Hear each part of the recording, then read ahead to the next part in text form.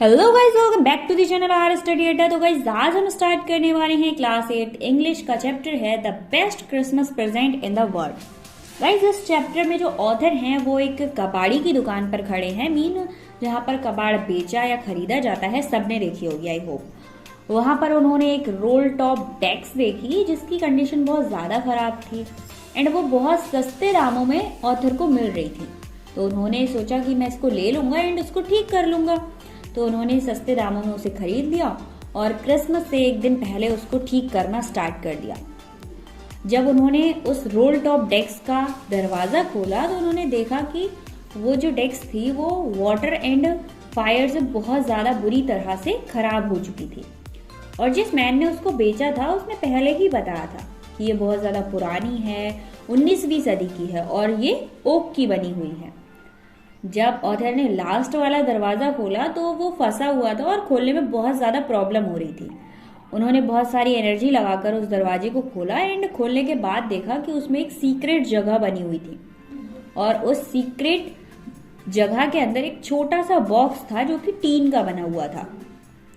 अब उस टीन के बॉक्स के ऊपर कुछ लिखा हुआ था, शायद वो किसी का इम्पोर्टेंट बॉक्स रहा होगा। उस पर लिखा था 25 जनवरी 1915 को प्राप्त जिम का अंतिम पत्र एंड ये भी लिखा था मेरे साथ दफनाने के लिए जब वह अवसर आए।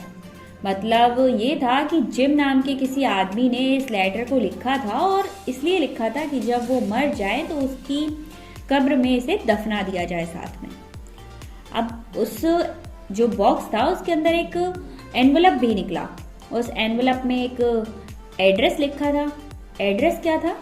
Shrimati Jim McPherson 12 Copper which is Witport. अब गाइज ये चीजें आपको याद रखने वाली हैं। क्या है Shrimati Jim McPherson 12 Copper which is Witport. उस पर एक डेट लिखी हुई थी 26 दिसंबर 1940। मैकफर्सन ने लेटर में लिखा था अंग्रेज और जर्मन के बीच में युद्ध चल रहा था और दोनों सेनाएं अपनी अपनी फील्ड में तैनात थी, दोनों हथियारों के साथ तैनात थी।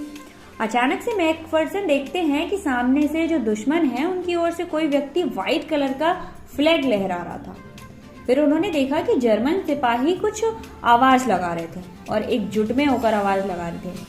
वे अंग्रेजी सिपाहियों को मतलब मैकफर्सन की सेना को विश कर रहे थे हैप्पी क्रिसमस। तब अंग्रेजी सिपाहियों ने भी इधर से कह दिया कि आपको भी मुबारक हो। अंग्रेजों ने समझा कि सारी बात खत्म हो चुकी है। उन्हें देखकर हैरानी भी हो रही थी कि भाई जर्मन लोग ऐसा क्यों कर रहे हैं, कि बहुत से जर्मनी जो लोग थे वो हैरानी हो ही रही थी कि बहुत सारे जर्मनी लोग एक टोली बनाकर उनकी तरफ चले आ रहे थे।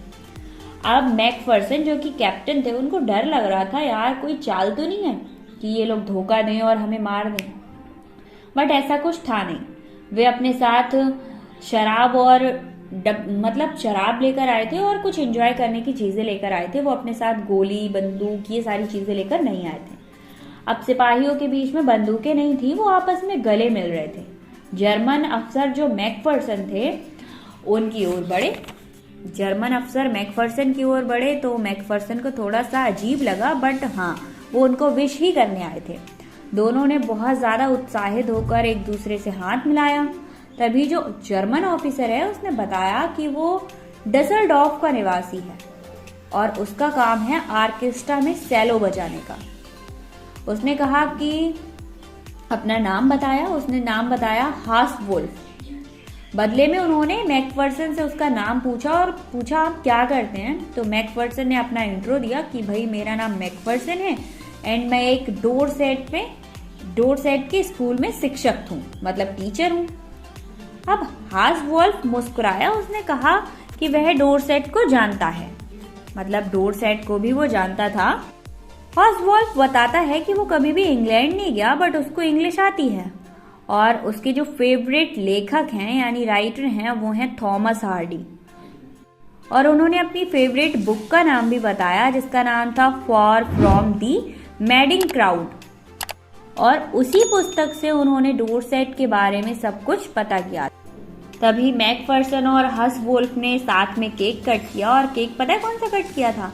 जो मैकफर्सन की वाइफ ने भेजा था। हसवुल्फ ने उनके केक की काफी तारीफ की और कहा कि मैंने लाइफ में ऐसा केक कभी भी नहीं खाया है। कि तभी दूसरी तरफ से एक सिपाही आता है और उसके हाथ में फुटबॉल था।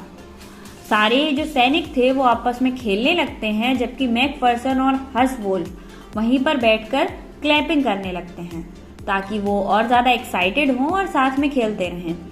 हसवुल्फ ने कहा कि अगर युद्ध की जगह पर समस्याओं का निदान फुटबॉल से हो जाए, मतलब जो हमारी बीच में युद्ध होता है उसकी जगह पर अगर फुटबॉल मैच रख दिया जाए और हमारी सारी प्रॉब्लम सॉल्व हो जाए, तो हमारे जो वर्ल्ड की स्थिति है वो कितनी ज्यादा बदल सकती है। फुटबॉल मैच खत्म होने के बाद खाने पानी का जितना भी सामान था उसको खा लिया गया। अब टाइम था अपनी अपनी जगह लौटने का, मतलब बिछुड़न की बेला आ चुकी थी। अब हसवुल्फ ने मैकफर्सन को सलाम किया, मतलब सैल्यूट किया और धीरे धीरे अपनी साइड चलने लगा। उसकी इच्छा नहीं थी जाने की क्योंकि उन लोगों ने साथ में बहुत ज्यादा एंजॉय किया था। फिर नाइट में क्या होता है, जर्मनों की ओर से एक कैरोल गाने की आवाज सुनाई देती है, जिसको आंसर करने के लिए जो अंग्रेजी सिपाही थे उन्होंने ग्रुप में एक सॉन्ग गाना स्टार्ट किया और अंग्रेजी सिपाहियों ने भी कैरोल गाकर ही उनको आंसर किया था। कुछ देर तक कैरोल का ये जो क्रम था वो चलता गया। उधर से वो लोग गा रहे थे और इधर से ये लोग गा रहे थे। फिर ये शांत हो गया था। मैकफर्सन ने अपने लेटर में लिखा था कि उन क्षणों को जीवन पर्यंत याद रखा जा सकता है क्योंकि वो उनकी लाइफ के सबसे ज्यादा अच्छे टाइम था। अब मैकफर्सन के लेटर में ये सारी बातें तो लिखी थी, बट लास्ट में उन्होंने लिखा था कि मैकफर्सन को विश्वास है कि ये युद्ध जल्दी ही समाप्त हो जाएगा क्योंकि जो दोनों सेनाएं हैं वो शांति ही चाहती हैं और उन्हें विश्वास था कि वो अपनी वाइफ से फिर मिलेंगे। अब ऑथर ने जैसे ही उस लेटर को पूरा पढ़ लिया, ऑथर ने पूरा लेटर पढ़ लिया था। अब उन्होंने फटाफट से उस लेटर को पैक किया और डिसाइड किया कि ये लेटर वहीं पहुंचाया जाएगा जहां के लिए इसे लिखा गया है। मतलब मैकफर्सन ने इस लेटर को अपनी वाइफ के लिए लिखा था, तो उनकी वाइफ तक पहुंचाने की जिम्मेदारी किसकी थी? अब ऑथर की थी। ऑथर ने फटाफट से उस लेटर पर एड्रेस देखा जिस पर लिखा था व्हिटपोर्ट डोरसेट। अपनी गाड़ी उठाई और गाड़ी में बैठकर वो चल दिए उस एड्रेस की तरफ। जब वो वहां पर पहुंचे तो 12 नंबर का मकान एक जली हुई कोठरी था। वहां पर पता लगा कि श्रीमती मैकफर्सन आग लगने के टाइम उसके अंदर ही फंस गई थी।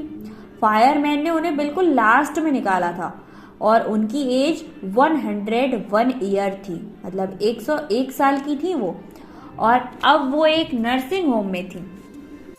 अब ऑथर फटाफट से निकल गए नर्सिंग होम की तरफ।